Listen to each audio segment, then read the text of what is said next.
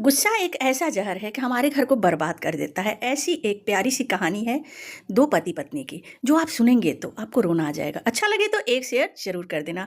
रमेश अपने शादी करके आया और अपने पत्नी के साथ, माँ बाप के साथ बहुत खुश था। पत्नी इतनी अच्छी मिली थी कि वो सुबह उठती, पूजा करती नहा करके और चाय लेकर माँ बाप, सास ससुर का पैर छूती। दिन प्रतिदिन उसका बरकत घर में होने लगा और उसके सास ससुर भी खुश रहने लगे। और उसकी जो बहन थी उसका भी बहुत ज़्यादा ख्याल उसकी पत्नी रखती थी और घर में बहुत अच्छा से चलने लगा। करते करते 2 साल बीत गए, उसको एक बेटा भी हुआ। सब बेटा भी 6 महीने का हो गया। अचानक उसकी पत्नी की मम्मी का तबीयत खराब हुआ। उसके मायके में कोई संभालने वाला नहीं था। बात यहाँ से बिगड़ गई। अब उसके पिताजी बार बार आते कि भेज दीजिए। कुछ दिन वो बिस्तर पे पड़ गई हैं, सेवा करना है। इन लोगों को बर्दाश्त नहीं हुआ। ये लोग भेज तो दिए लेकिन उसके साथ गलत व्यवहार करने लगे। लेकिन ये नहीं सोचे कि वही संस्कार, वही लड़की आपके घर में इतना शिद्दत से सबका सेवा कर रही थी। कुछ दिन के लिए बात है, वो अपने मायके में माँ बाप का करने गई है। माँ उसके बिस्तर पे पड़ी है, याद नहीं रखे आप लोग। और पति का खरी खोटी फ़ोन जाने लगा कि तुम अपने मायके ही रहना, मेरे घर मत आना। जो जो उसकी माँ कहती वो सुनाने लगती। करते करते और वो लड़की कुछ नहीं कर पाती थी। एक दिन ऐसी हुई कि गुस्सा में वो बोला कि हमसे तलाक ले लो, तुम अपने मायके ही रहो।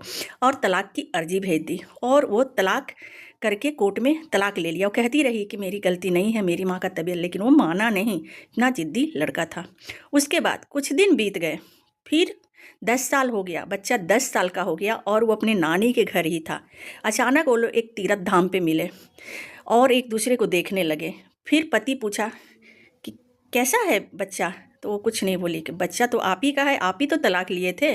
गुस्सा में आकर के, भावुकता में आकर के फिर बच्चा की तरफ देख करके उसके आंख में आंसू आ गए और बोला कि मैं ज़िंदगी में बहुत बड़ा गलती किया हूँ।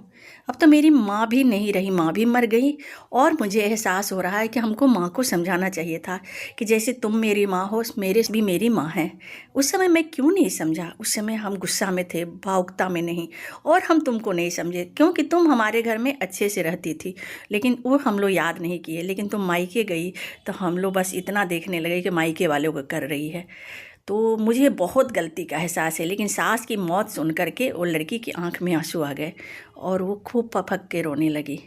फिर जा कर के दोनों कहे कि क्या फिर एक नहीं हो सकते हैं? फिर थोड़ी देर बाद लड़की अपने बेटे की तरफ देखी।